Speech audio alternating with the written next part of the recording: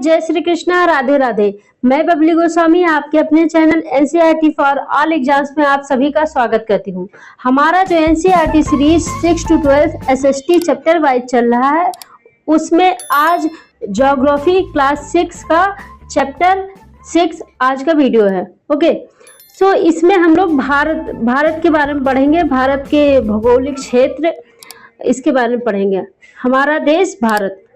Okay, और ये बहुत ही इम्पोर्टेंट है, ये भी बहुत ही ज़्यादा इम्पोर्टेंट है। इससे क्वेश्चन बनते हैं अक्सर हर कॉम्पिटिटिव एग्जाम्स में, ऐसा नहीं कि टीचिंग में, सभी में बनते हैं। सो इसमें हम लोग पढ़ते हैं भारत का भौगोलिक विस्तार। भारत एक बहुत बड़े भौगोलिक विस्तार वाला देश है। उत्तर में यह हिमालय के ऊंचे शिखरों से घिरा है। हम यहाँ पे, जैसा कि हम हमेशा कहते हैं कि बार बार मैप देखने की जगह पर जहाँ जरूरत ज़्यादा है वहाँ तो देखेंगे, लेकिन दिशाओं का ध्यान रखने के लिए हम लोग ऐसे बना लिया करेंगे दिशा का, जो हम बता चुके थे। उत्तर होता है इधर दक्षिण, इधर पूरब और पश्चिम। पश्चिम को पास लिखते हैं सिर्फ। तो उत्तर में यह हिमालय के ऊंचे शिखरों से घिरा है, ऐसे हिमालय के ऊंचे शिखर, ऐसे एक सेकंड, ये ऐसे इस साइड ऐसे हिमालय से घिरा हुआ है। पश्चिम में अरब सागर, पश्चिम इधर है अरब सागर, यहाँ अरब सागर, और पूरब में बंगाल की खाड़ी, पूरब में बंगाल की खाड़ी, तथा दक्षिण में हिंद महासागर, हिंद महासागर से घिरा है। तो भारतीय प्रायद्वीप के तटों पर लहराते हैं। दक्षिण में हिंद महासागर भारतीय प्रायद्वीप के तटों पर लहरा, जो हिंद महासागर है वो भारतीय प्रायद्वीप, प्रायद्वीप क्या होता है? वह स्थल जिसका तीनों तरफ से, जिस स्थल का भाग तीनों तरफ से जल से घिरा हो। जैसे मान लिया कोई एक जगह, मान लिया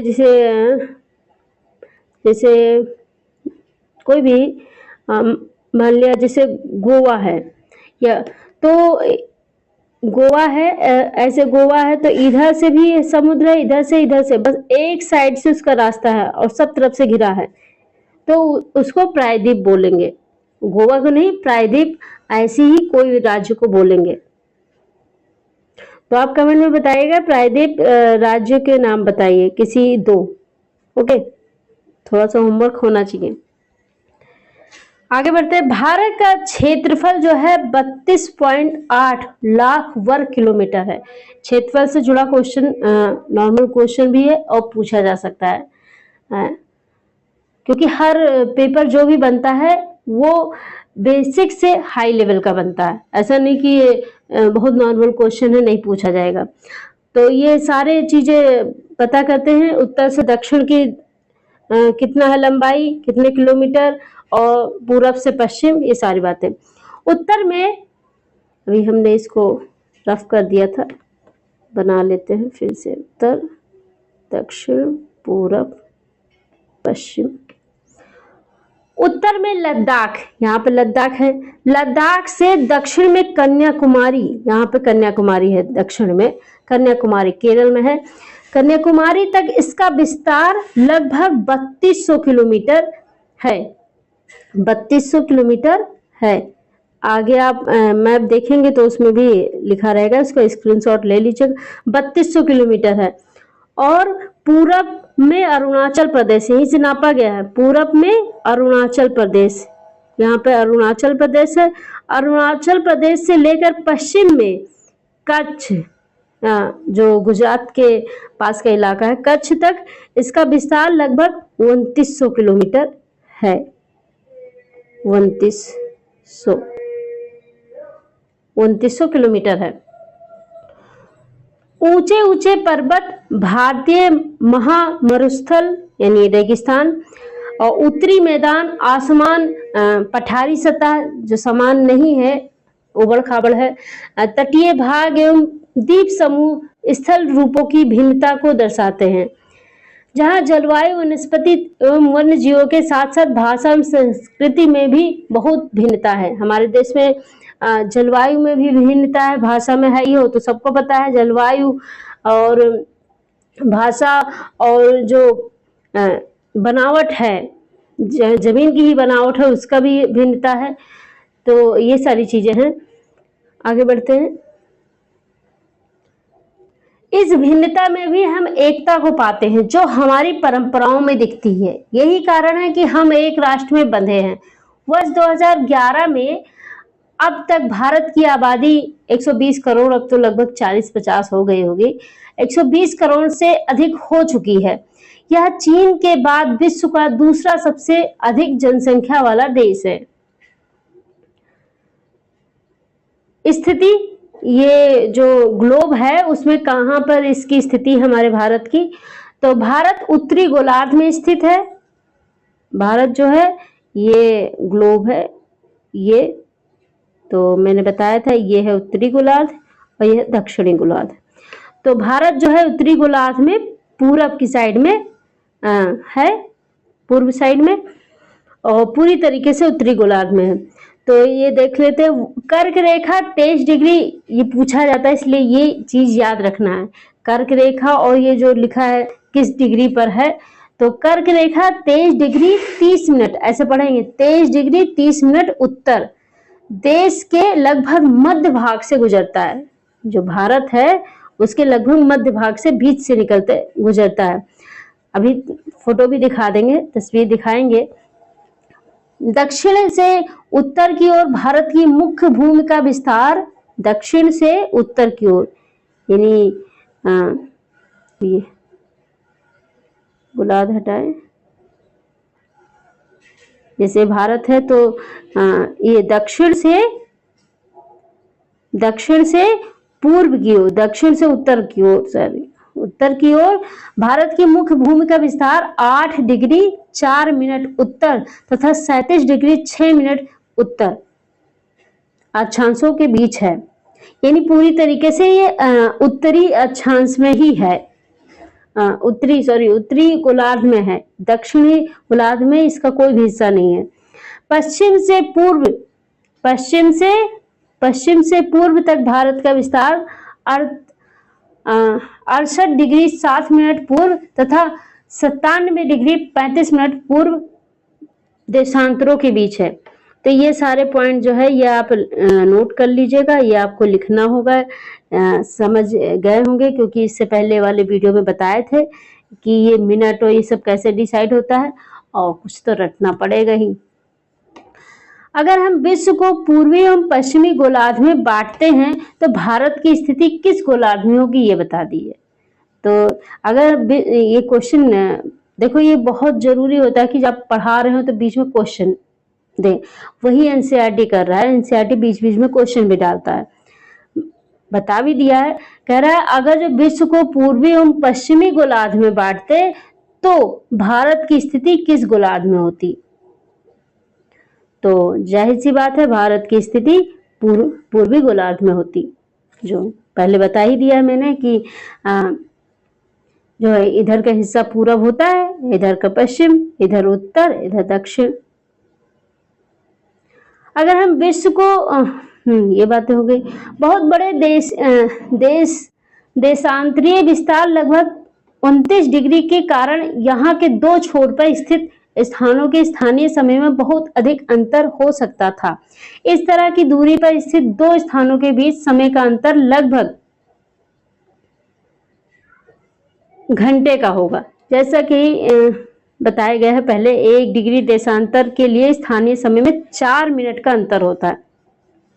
तो अगर आप किसी कंट्री का समय जानना चाहते हैं कि यहाँ पर इतना बज रहा है तो उस कंट्री में कितना बज रहा होगा, तो अब तो आसान है, गूगल में सर्च कर लेते हैं। लेकिन ये बहुत पहले ही था कि ग्लोब अगर जो आपके पास है, जो मिल जाता था, ग्लोब मिल गया या मैप मिल गया, तो उसमें जो है हम उस देश की जो देशांतर और अक्षांश कितने डिग्री पर है पता लगा के ये पता लगा लेते थे कि हाँ वहां पे इस समय कितना बज रहा होगा। इससे 1 डिग्री देशांतर का स्थानीय समय में 4 मिनट का अंतर होता है। ठीक। पश्चिम में गुजरात की अपेक्षा पूर्व के अरुणाचल प्रदेश में सूर्योदय लगभग 2 घंटे पहले होता है। ये पॉइंट है, याद रखिएगा। देखो हमारे ही देश में देखो इतना अंतर है। पश्चिम में जो गुजरात है उसकी अपेक्षा पूर्व के अरुणाचल प्रदेश में सूर्योदय यानी सूर्य जो उदय होता है वो 2 घंटे पहले ही हो जाता है। अब सूर्य उदय क्या होता है? सूर्य तो अपनी जगह है। अब पहले के चैप्टर में बताया जा चुका है कि जो है पृथ्वी घूर्णन करती है और परिक्रमा करती है, उसकी वजह से सब कुछ होता है, मौसम, दिन रात, ये सारी चीजें होती हैं। 82 डिग्री 30 मिनट पूर्व देशांतर के स्थानीय समय को भारत का मानक समय क्यों माना गया है? ये क्वेश्चन है इसमें, तो ये याद रखिएगा। 82 डिग्री 30 मिनट पूर्व देशांतर को स्थानीय समय को भारत का मानक समय माना गया है। ओके, सो इसका आंसर दीजिएगा, वरना कमेंट में लिखिएगा, हम अगले वीडियो में इसका आंसर देंगे।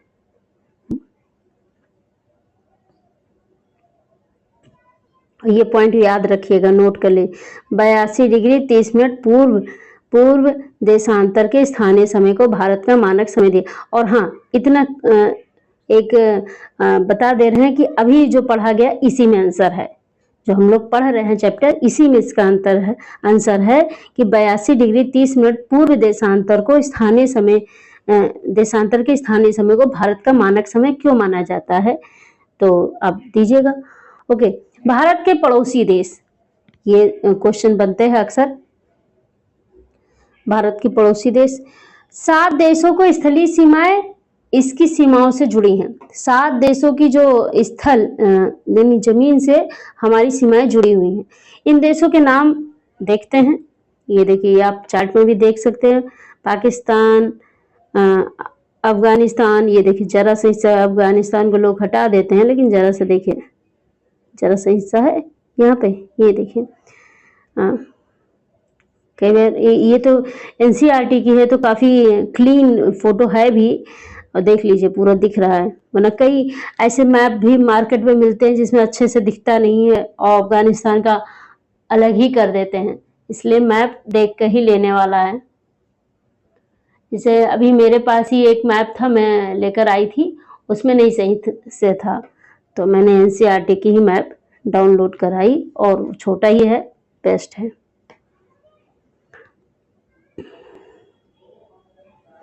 तिब्बत जो अब चीन ने वह लगभग पूर्णतः ही विलय कर ही लिया अपने में, तो चलिए इसको हम लोग शब्दों में पढ़ते हैं।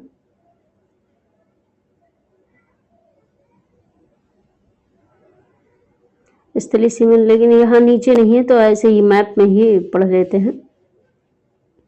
इस तरह से जो भारत से मिले हुए हैं वो सारे देश। अफगानिस्तान पहला अक्षर लिख देंगे हम, अफगानिस्तान। पाकिस्तान तो अलग ही हुआ था। चीन, नेपाल, भूटान, बांग्लादेश,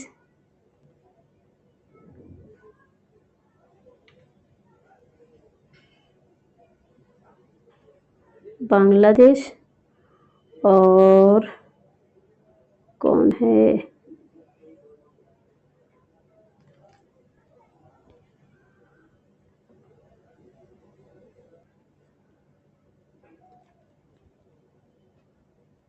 इतना नोट करिए और फिर नीचे देखें।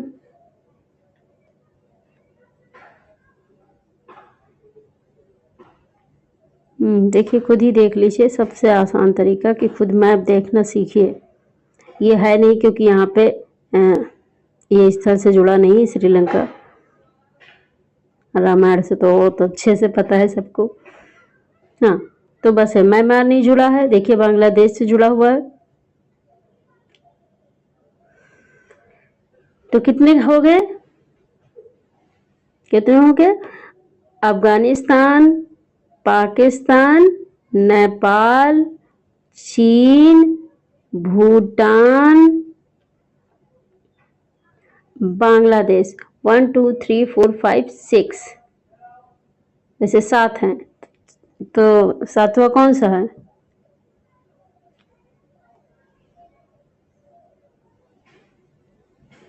सातवां कौन सा है ये आप कमेंट करिएगा। मालदीव है नहीं। अच्छा भूटान रह गया, एक भूटान, 7 हो गए।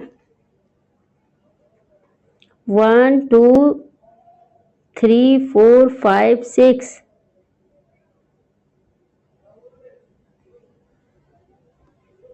6 ये तो आ रहे हैं, 7। चलिए देखते नीचे। इनमें से कौन से देश है जिनकी समुद्री सीमाएं समुद्र से नहीं जुड़ी हैं? दक्षिण में समुद्र में स्थित 2 द्वीप, दक्षिण में जो समुद्र में स्थित हैं वो 2 द्वीप कौन से हैं? श्रीलंका और मालदीव। जो चारों तरफ से समुद्र से जुड़ा होता है उसको द्वीप बोलते हैं, जो भी देश, जो भी एरिया, और जो 3 तरफ से जुड़े होते हैं उसे प्रायद्वीप बोलते हैं। पाक जल संधि भारत को श्रीलंका से अलग करती है, तो याद रखिएगा भारत और श्रीलंका को कौन अलग करती है? पाक जल संधि। राजनीतिक एवं प्रशासनिक विभाजन, राजनीतिक एवं प्रशासनिक विभाजन इसलिए नाम प्रशासनिक कहा गया ताकि अच्छे से उस पर काम किया जा सके।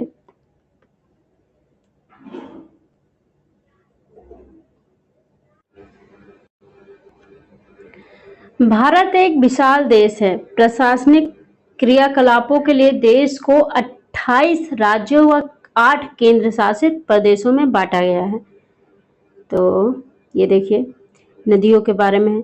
ये एनसीईआरटी के आप डाउनलोड कर लीजिएगा ये, और अलग से भी एनसीईआरटी मैप डालेंगे तो आ जाएगा। जिस भी चीज़ का मैप चाहिए उसका नाम लिखेंगे तो गूगल पर निकल आएगा और आप उसी को ही देखिएगा। भले छोटा रहे लेकिन या तो आपको बहुत अच्छे से देखना आता हो तो मार्केट में लेने वाला है। ये नाम बता दिए। देखिए पर्वतीय, इसको समझते ऐसे हैं, पर्वतीय प्रदेश, पठारी प्रदेश, मैदानी प्रदेश। पर्वतीय है ऑरेंज कलर से, पठारी है येलो से, और यह है लाइट ग्रीन से। तो ये देखिए मैदानी प्रदेश कितने हैं? ग्रीन। देखिए सबसे ज्यादा कौन सा है? सबसे ज्यादा ग्रीन ही है, यानी मैदानी प्रदेश ज्यादा है।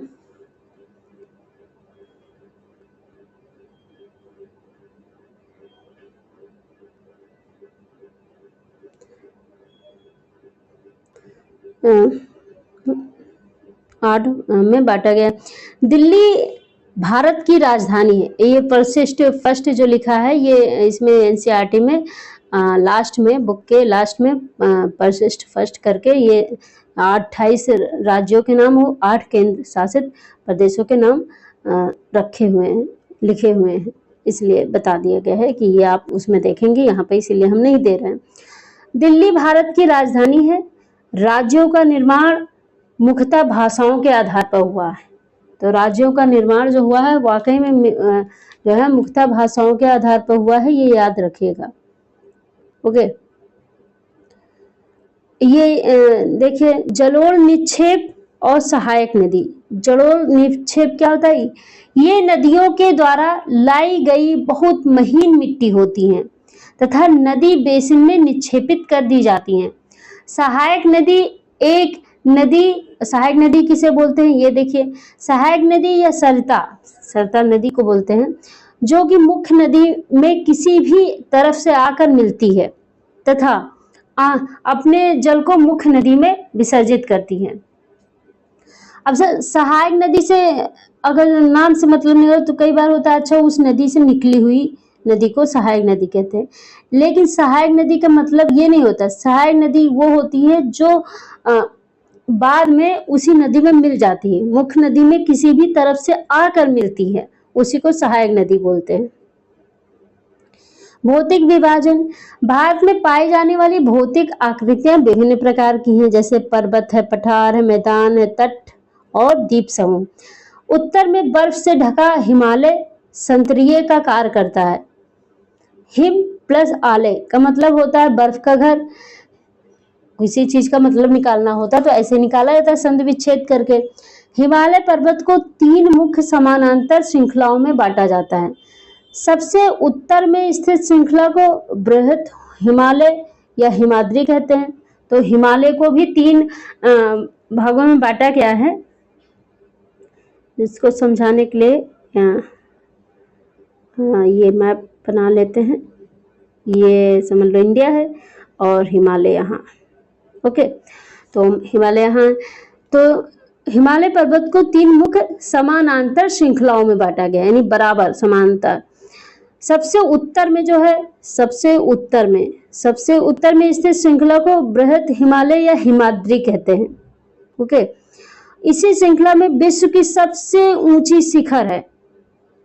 यानी अगर जो ये पूछा जाए विश्व की सबसे ऊंची शिखर माउंट एवरेस्ट है, तो ये पूछा जाए कि माउंट एवरेस्ट हिमालय की किस श्रृंखला पर स्थित है, तो आप बोलेंगे हिमाद्री या बृहद हिमालय।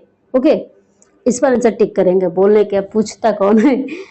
इसी श्रृंखला में विश्व की सबसे ऊंची शिखर है मध्य हिमालय या हिमाचल, हिमाद्री के दक्षिण में स्थित है।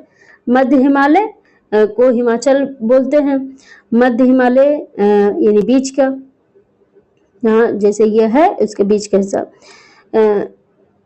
हिमाद्री के दक्षिण में स्थित है। यानी ये जो हिमाद्री अभी बताया है इसी के दक्षिण में यहाँ पे स्थित है। बहुत से लोकप्रिय पहाड़ी स्थान यहाँ स्थित हैं।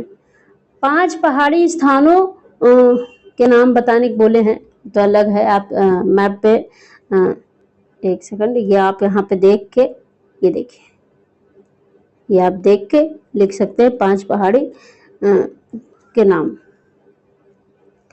आगे बढ़ते, जो मेन है पॉइंट वो ज्यादा ध्यान देना है। शिवालिक सबसे दक्षिण में स्थित श्रृंखला है, तो ये भी जो है इम्पोर्टेंट है। ये चलिए फिर से लगा देते हैं। हिमालय के सबसे दक्षिण में कौन सी श्रृंखला स्थित है, ऐसे क्वेश्चन पूछा गया, तो क्या बोलेंगे आप? शिवालिक सबसे दक्षिण में स्थित श्रृंखला है हिमालय की। हिमालय के दक्षिण में भारत का उत्तरी मैदान स्थित है।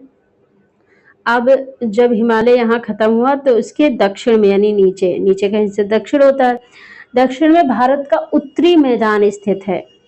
उत्तरी मैदान, यह मैदान समतल तथा सपाट है। अब इस शब्द का मतलब तो समझ ही नहीं आ रहा होगा।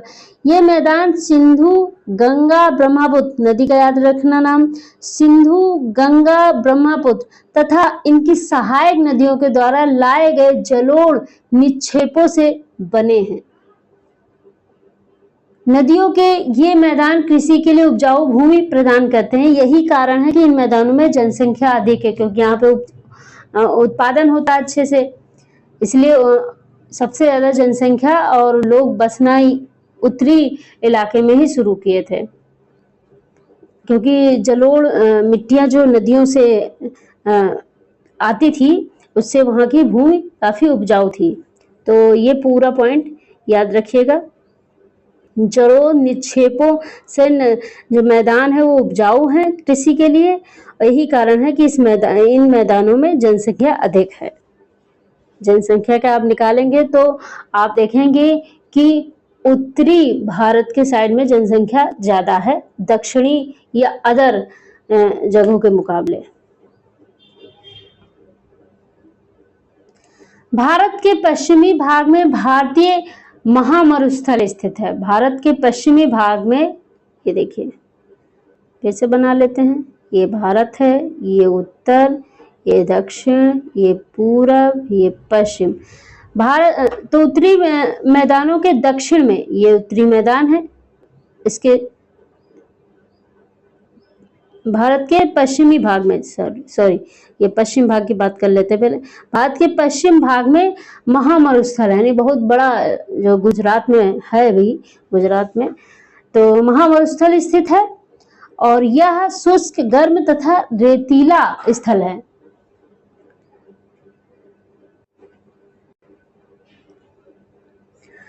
यहाँ वनस्पति की मात्रा बहुत कम है। उत्तरी मैदानों के दक्षिण में प्रायद्वीपीय पठार स्थित है। ये उत्तरी मैदान है, इसके दक्षिण में यहाँ पे प्रायद्वीपीय पठार है, पठार स्थित है। इसकी प्रायद्वीप किसे बोलते हैं ये बताया जा चुका है, और पठार जो ऊंचा स्थान होता है उसको बोलते हैं। इसकी आकृति त्रिभुजाकार है, यानी कि कुछ इस टाइप के। आप मैप देखिएगा, इसका धरातल काफी ऊंचा नीचा है। इस क्षेत्र में बहुत सी पहाड़ी श्रृंखलाएं तथा घाटियां स्थित है, घटिया नहीं घाटियां स्थित हैं। इसके उत्तर पश्चिम में अरावली श्रृंखला स्थित है। किसकी बात हो रही है, किसके उत्तर पश्चिम में? प्रायद्वीपीय पठार। भारत के पश्चिम में जो उत्तरी मैदानों के दक्षिण में, उत्तरी मैदानों के दक्षिण में, ये उत्तरी मैदानों के दक्षिण में जो प्रायद्वीपीय पठार है, यहाँ का जो है यहाँ पे अरावली श्रृंखला स्थित है। इसके उत्तर पश्चिम में, उत्तर पश्चिम यानी यहाँ पे अरावली श्रृंखला स्थित है और घाटियां स्थित है। इसके उत्तर पश्चिम में अरावली श्रृंखला स्थित है, जो विश्व की सबसे पुरानी श्रृंखला है। तो ये याद रखिएगा, विश्व की सबसे पुरानी श्रृंखला कौन है? अरावली श्रृंखला। विश्व की सबसे पुरानी श्रृंखला कौन है? अरावली श्रृंखला। कहाँ है? प्रायद्वीपीय पठार के उत्तर पश्चिम भाग में। विंध्य एवं सतपुड़ा भी महत्वपूर्ण श्रृंखलाएं हैं। इन श्रृंखलाओं से होकर नर्मदा तथा तापी नदी बहती है। नर्मदा तथा तापी नदी बहती है। ये पश्चिम की तरफ बहने वाली नदियां हैं। ये जो नर्मदा और तापी है वो पश्चिम की तरफ बहती हैं, यानी कि जैसे ये भारत है तो इसके इस साइड में बहती है, पश्चिम की तरफ। जो अरब सागर में गिरती है, पश्चिम तरफ बढ़ती हैं तो अरब सागर में ही गिरेंगी, क्योंकि इधर अरब है, अरब सागर है, बंगाल की खाड़ी तो इस साइड में है। ओके। इस पठार के पश्चिम में पश्चिमी घाट, ये रब करते हैं, इस पठार के पश्चिम में पश्चिमी घाट, जिसे सह्याद्री भी बोलते हैं, तथा पूर्व में पूर्वी घाटी। नाम याद है, पश्चिमी घाट पूर्वी घाट ही याद रखना, क्योंकि यही नाम पूछे जाते हैं। पश्चिम में पश्चिमी घाट, नाम से ही पता चलता है। पूर्व में पूर्वी घाट स्थित है। पश्चिमी घाट का विस्तार एक समान रूप में है, जबकि पूर्वी घाट बीच बीच में टूटा हुआ है तथा असमान है। तो इन दो घाटियों के बारे में अच्छे से समझ आना चाहिए, और मैप भी देखते रहिएगा। और ये जो क्लास है ये दूसरी बार रिवाइज करने के लिए, या आप डिस्क्रिप्शन में पीडीएफ डाल देंगे तो आप उसमें पढ़ रहे होंगे, तो सामने अगर जो मैप रखे रहेंगे तो और अच्छे से समझ में आएगा। मैप से समझने से काफ़ी लंबे समय तक याद रहता है, इसलिए आप मैप जो है वो निकलवा लीजिएगा, प्रिंट करा लीजिएगा, जो भी आपको सही लगे वो कर लीजिएगा, और सामने अपने पास रख के फिर आगे मोबाइल या लैपटॉप जो भी है उस पर आप पढ़ते रहिएगा। इन पठारों में, अब ये पश्चिमी घाट और पूर्वी घाट में क्या होता है और ये सब पठारों में क्या होता है, ये देखते हैं। इन पठारों में खनिजों जैसे कोयला तथा लौह अयस्क की प्रचुरता है। ये जो सब पठार पाए जाते हैं, इस पठार के पश्चिम में पश्चिमी घाट और पूर्व में पूर्वी घाट जो है, ये सब यहाँ पे लोहा और कोयला बहुत प्रचुर मात्रा में पाया जाता है। पश्चिमी घाट के पश्चिम में, अब पश्चिमी घाट के भी पश्चिम की बात हो रही, पश्चिमी घाट के पश्चिम में तथा पूर्वी घाट के पूर्व में तटीय मैदान है। तटीय मैदान मतलब जो समुद्र से एक मैदान है, फिर समुद्र से जुड़ा हुआ है, उसी को तटीय मैदान बोलते हैं। पश्चिम, हर शब्द का मतलब उसी के तोड़ के निकाल सकते हैं आप। पश्चिम तटीय मैदान काफी सकरे हैं। पश्चिम तटीय मैदान है वो काफी सकरे हैं, यानी काफी छोटी है या पतली है, ऐसे कह सकते हैं। पूर्वी तटीय मैदान अपेक्षाकृत चौड़े हैं, यानी पश्चिमी तटीय मैदान के मुकाबले जो है पूर्वी ज्यादा चौड़े हैं, उसकी तुलना की बात हो रही।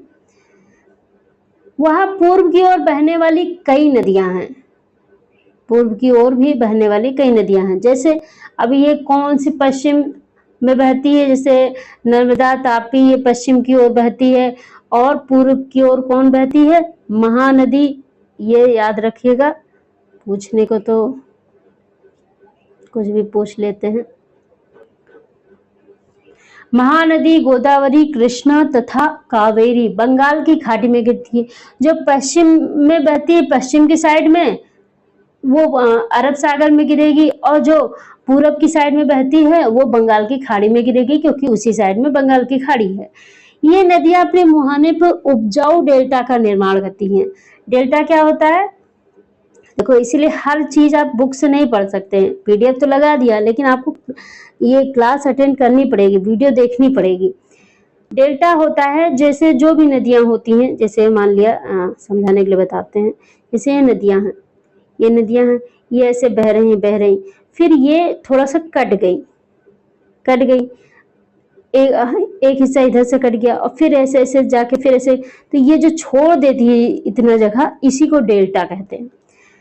तो ये नदियां अपने मुहाने पर उपजाऊ डेल्टा का निर्माण कर, अच्छा ये जो होता है, जो नदियां जिस क्षेत्र को बनाती हैं वो उपजाऊ बहुत होती ही हैं। बंगाल की खाड़ी में गंगा एवं ब्रह्मपुत्र नदियों के मुहाने पर सुंदरबन डेल्टा स्थित है। बंगाल की खाड़ी, ये सुंदरबन डेल्टा अगर पूछ लिया जाए किस राज्य में, तो आप बोलेंगे पश्चिम बंगाल। बंगाल की खाड़ी में गंगा और ब्रह्मपुत्र नदियों के मुहाने पर जो है सुंदरबन डेल्टा स्थित है। तो जहाँ पे जो एक खास तरह का पेड़ लगता है, जो बहुत ही सुंदर होता है, लोग पर्यटन के लिए जाते भी हैं, देखते भी हैं। तो ये इम्पोर्टेंट है, ये याद रखिएगा कि सुंदरबन डेल्टा जो है बंगाल की खाड़ी में गंगा ब्रह्मपुत्र नदियों के मुहाने पर, यानी गंगा ब्रह्मपुत्र जहाँ गिर रही है उनके मुहाने पर, मुहाने मतलब मुंह के सामने सुंदरबन डेल्टा स्थित है। और ये इलाका है किस राज्य में, पश्चिम बंगाल में। आप देखिए सुनामी, देखो हम जो आपको लग रहा होगा कि बहुत रुक के समझा रहे, तो हम ज्यादा से ज्यादा चाहते हैं कि जो भी देख रहे हैं वीडियो उनको समझ में आना चाहिए, तो और अच्छे से अच्छे और नीचे से जाके जैसे भी हो सके और अच्छे आसान शब्दों में समझा सके, इसके लिए तत्पर रहते हैं। इसलिए थोड़ा सा रहता है कि और कौन से आसान शब्द यूज करें जिससे समझ में और बेहतर आए। और जो भी देख रहे हैं, क्योंकि वीडियो हर टाइप के लोग देख सकते हैं, 6 क्लास का बच्चा भी देख रहा हो सकता है, और जो कंपटीशन की तैयारी कर रहे हैं वो भी हो सकते हैं, इसलिए हम सबको लेकर चलते हैं। सुनामी एक सवेरे घड़ी मनुष्य पर, ये किसने पोम लिखा है, जो पंखुड़ी विद्या, ये सब नाम है। चलिए आप भी पढ़ लेना, थोड़ा ताज़ा अच्छा लगे। किसी ने बनाया है, ये नाम लिखा हो तो बता दें। नहीं, नाम नहीं लिखा है, किसी बच्चे ने बनाया है, बहुत सुंदर भी बनाया है। अगर आप इसको, ये देखिए कितना सुंदर बनाया है। भारत में 2 द्वीप समूह भी हैं। 2 द्वीप समूह, द्वीप क्या होता है, जो चारों तरफ से समुद्र से घिरा होता है, उसे द्वीप कहते हैं। प्रायद्वीप किसे कहते हैं, जो 3 तरफ से घिरा होता है, और हर किसी का 4 होता तरफ, 4 दिशा होती है। तो लक्षद्वीप द्वीप समूह, और जो अरब सागर में स्थित है, लक्षद्वीप द्वीप समूह, ये केरल के तट से कुछ दूर स्थित प्रवाल द्वीप है। ये देखिए केरल के तट से कुछ दूर स्थित प्रवाल द्वीप है।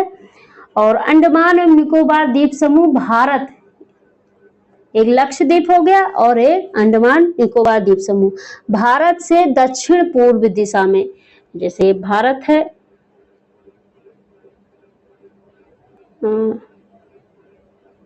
उत्तर दक्षिण पूर्व पश्चिम, तो ये भारत से दक्षिण पूर्व, ये यहाँ पे जो है ये स्थित है, बंगाल की खाड़ी में स्थित है। क्योंकि इधर तो बंगाल की खाड़ी है और इधर अरब की सागर है, जो आप मैप में देखेंगे। और हमने फिर एक बार दोहरा रहे हैं कि आप मैप को डाउनलोड कर लीजिए, निकाल लीजिए, या आपके पास बुक हो तो ओपन कर लीजिए, फिर मैप सामने रख के फिर इस क्लास को लीजिए, या अपने खुद पढ़ना चाह रहे हैं, सेल्फ स्टडी करना चाह रहे हैं, जो बहुत बेहतर होता है, तो आप डिस्क्रिप्शन में मैंने दिया हुआ है बुक का लिंक, चैप्टर वाइज पूरा है सब, आप खुद खोल के ओपन करके पढ़ सकते हैं।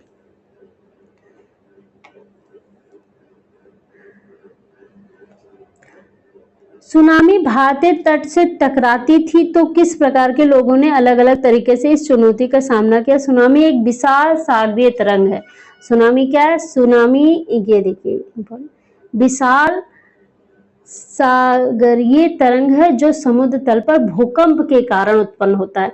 तो ये पॉइंट आप याद रखिए। जैसे पूछा जाए सुनामी क्या है, सुनामी एक विशाल सागरीय तरंग है जो समुद्र तल पर भूकंप के कारण उत्पन्न होता है। समुद्र के अंदर भूकंप आता है, इसके लिए सुनामी आती है। ये लाइन है। आई होप आप सभी को समझ में आ गया होगा, और नोट्स आप बना सकते हैं, जो जैसे अंडरलाइन करते हैं जिस पॉइंट को, और उसी पॉइंट को आपको अपने नोट्स में लिखना है। और ये वीडियो देख रहे हैं तो काफ़ी समझ में आ ही जाता है, तो मेन पॉइंट ही आपको नोट्स में लिखना है। और अगर बना ले तो बहुत अच्छा, बहुत बेहतर। और किसी टाइम की वजह से या किसी भी वजह से आप नहीं बना सकते तो आप हमारे व्हाट्सएप नंबर पर जो रिफ्लेक्ट हो रहा है इस समय, उस पर संपर्क करिए, और एक मामूली फीस पर एसएसटी का, सिर्फ एसएसटी का आप नोट्स ले सकते हैं। और सीडीपी और हिंदी के लिए जो है वो बहुत मामूली, इसकी तो और बहुत कम फीस है, 199 में सीडीपी और हिंदी और इंग्लिश, यानी 2 लैंग्वेज और सीडीपी, ये 199 में आपको मिल जाएगा। ओके, सो अच्छे से पढ़िए और इस वीडियो को दोबारा भी देखिएगा और अच्छे समझ में आएगा, क्योंकि एक बार में तो उतना नहीं आता है। भले स्पीड थोड़ा तेज करके आप देखिए, बढ़ा के 1.25 करके देखिए, लेकिन दोबारा देखिएगा और तो और बेहतर समझ में आएगा, आपको बुक पढ़ने की ज़रूरत ही नहीं पड़ेगी। ओके, सो बाय बाय।